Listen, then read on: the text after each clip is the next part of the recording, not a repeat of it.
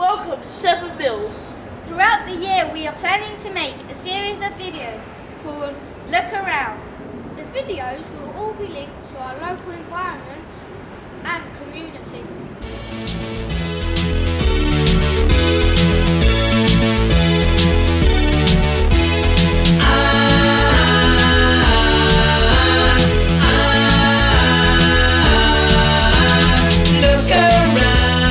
Look around, do you see what I see? Look around, it's fun and it's free. In our first project, we will be visiting the Island History Trust to look at some of the thousands of old photographs that the Trust has in its collection. We also hope to gain some information about people's memories and experiences of life on the Isle of Dogs. Now when we go in, Bessie will be in there and she's keen to meet you, and there are a few other people in there as well. And they're part of the History Trust, and they're very keen to keep the History Trust going and preserve all their experiences and the experiences of the people on the island. Preserve those for people like yourself, for your children, your children's children, so that we remember it all. Did it get sent away to the countryside? Well, yeah, exactly. So that's something that they may have, they may not have. So that's something that you can ask them, and that's all interviewing techniques. We got to meet some really nice people at the Trust, including Bessie, Daisy and Ron. They talked to us about some of the many old photographs that had been put out on show for us. Bought a bicycle, and that's going along the Great West Road. And we went from here to the top of the Bristol Channel. In fact, they're getting very popular these days, aren't they? There's the air raid shelter there. Covered in sandbags. We had to shut the sun. And we used to also go inside. And one night when there was a big fire raid, what we called a fire raid, we were all in there getting a bit hot. So we'd taken off our shoes, sweating. And suddenly my dad made a little flap. And there was a piece of wood also. Suddenly the flaps come open and a fireman standing there. Get out! And we were on fire. The incendiary bomb was on top of the shelter. Really? Yeah. Yeah. And mum and dad? Two brothers? Yeah. And a friend. Okay. Where was this? This was Southend. Bessie, Daisy and Ron very kindly offered to visit our school so we could interview them. We wanted to ask them some questions about their memories and experiences of life on the Isle of Dogs. We had been studying the Second World War in class, so we were especially interested in people's memories of the war years. We worked hard preparing our list of questions. What was it like on the island during the war? During the war, well obviously I was very young. When the war broke out, I can remember, I can actually remember the day that war was declared. We was sitting in our kitchen, all round the wireless, the radio, different to radios you got now, I tell you. And I can now, even now, remember, well I mean it's broadcast so many times anyway, Chamberlain's words, as from 12 o'clock we are at war with Nazi Germany. We used to play in the street with no cars, so we play rounders in the street using the trees. Another game called Tin Can Copper, where the boys used to have a small can filled up with hot coals and swing it round and used to throw it. We all used to run. The man with the boy with the can would chase you and catch one of you. That was one. Another game where you used to have two teams, and one team would be on one side of the road and one team on the other, and the team on the pavement side, the fellow would stand against the wall and the others would hold him round the back bent down, and the other team across the road would run and jump on their backs and hold on and all sing till you all collapsed on the floor. That was another game. Another game was with a small stick and a little peg, and you used to have the little peg on the curb, hit it with the stick, and the one that hit it the furthest was the winner. apart from cricket and football. All games that you invented yourself. And then of course we had the Blitz started, and didn't know, as a child, you didn't realise or have the knowledge of what was going on around you. That the planes were coming, the German planes were going to bomb us and that sort of thing. But that's war, and it did happen. Can you tell us about when you got bombed out? Yes, my mum used to go to work, and she used to work over what you know now as Surrey Quays, and it was called Surrey Docks then. So on the morning she was going, it was my birthday, and it was my 13th birthday, and it's just a number between obviously 12 and 14, but a lot of people say, oh, it's unlucky and all that, which is just a matter of opinion. Anyway, I said to my mum on that morning, I wonder what Hitler will bring me today because it's my birthday.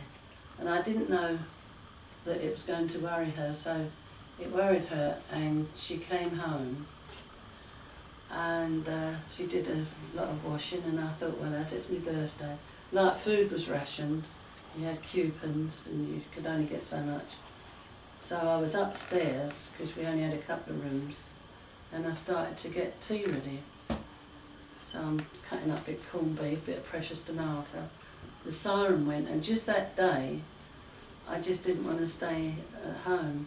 So when the siren went, I just ran down the stairs over to the arches, and as I was going across to the arches, across the grass, so this bomb dropped, and I turned round and it was just thick black smoke. But when I say I turned round, it was after I picked myself up, because the blast knocked me into the pond, which swings are there now, little children's swings, you've seen them. It didn't have any water in, but the blast blew me into that. But when I got up, I saw all this thick black smoke, and I said to the man at the entrance of the arches, oh, that's my house, that's my house. He said, no, it's not, it's across the other side. I said, no, it's not. So I run, and I ran over to where the house was, and there was my mum, my nan and granddad. They had a bit of blood on them. When I say a bit of blood, it was just awesome. And then my dad came running along, but the house itself was quite demolished. There was a load of bricks and dust and furniture. There was no upstairs where I had been going to get tea ready because it was my birthday. That wasn't there anymore. And some of my friends who had come back from evacuation, they were being dug out from the debris. Fortunately, they're alive. They're alive today, but they went away, and I didn't see them anymore because they went evacuation. And Bessie's house, I think, was one of the ones I stood at also later, not the same day. And when we had nowhere to go then, you couldn't go to the house, obviously. Then there was no shelter, so we used to sleep over the arches. Did you used to play tag? Yes, we used to play tag. So what 40-40 home? Sorry? 40-40 home. So it's like you got two teams, you got to try to get to a post and only one person guard it. Same sort of thing as the same. Yeah. And we used to jump on their backs. Oh, and they used to play another game called Hoppins Happins, where you used to have to hop on one leg and hop the other person of the opposing team, two teams, you know, make them lose balance. Oh. So that was another good game. We asked our guests if they had experienced a doodle bug attack. I think the only time that I actually felt frightened, it wasn't so much the bombs, it was towards the end of the war, when they had the rockets, and they just used to come along, and like with a zoom, sound of their own, zoom, zoom, zoom, zoom. And when that stopped, that was when you held your breath, because... Doodle bug. Yeah, and that would be, there was a V1 and a V2, and then it would go off, and you were sorry for the people it had called, but you would breathe a sigh of relief because you were still there. That's the only time I think I was frightened. You dreaded that noise stopping. Well, you dreaded the noise itself. It was so harsh. It was such a harsh noise. Did you, when you was at Duxford, did you hear a recording of it? No. Of the noise it made? They'd have got recordings there of it, and it really is horrendous and really frightening. And of course, we were still on the island at that time when the big Blitz was on, and I can remember the siren going there. You've heard of the siren, haven't you? Yeah. You know, you're going for when the planes were coming, when you had to get into the shelters. And of course, when it went a long note when it was all clear, what they called the all clear. And I can remember coming out of hearing that and all clear, and coming out of the shelter, our shelter in our that was in our backyard, and all round. I'm not saying, if you can imagine, even from this school, it would have been the same aspect, it was the same outlook. Don't matter where you looked, there was red of fire all round the island, right round. It was horrendous, and you could, once again felt that our grown-ups, our mums and dads, were really apprehensive and worried about it. But then it was after that Mum decided that we should be evacuated. And in fact we were evacuated to Langley. That's when we went to Langley. We were given, wear our gas masks. We had to carry our gas masks all the time with us, which was, I think in case of gas attack, the big thing about gas, there might be gas. We had these these little boxes with our gas mask, with a string round our necks. We had to take that. Wherever we went, whenever you came to school, whenever you went out, you always had to have that gas mask with you. And it just became, the normal thing to be like having your handkerchief in your pocket, I suppose, or change in your pocket, What do you say to Daisy? Thank you. That's all right, it's a pleasure. If you see me out the street any time, just call out. Just call out. Hi, Daisy. I'm sure they will. Yeah, I know they will. Yeah. Thank you for giving me the chance to speak. It's not many people want to listen today. So thank you very much. Is that your ID card? This was, yes.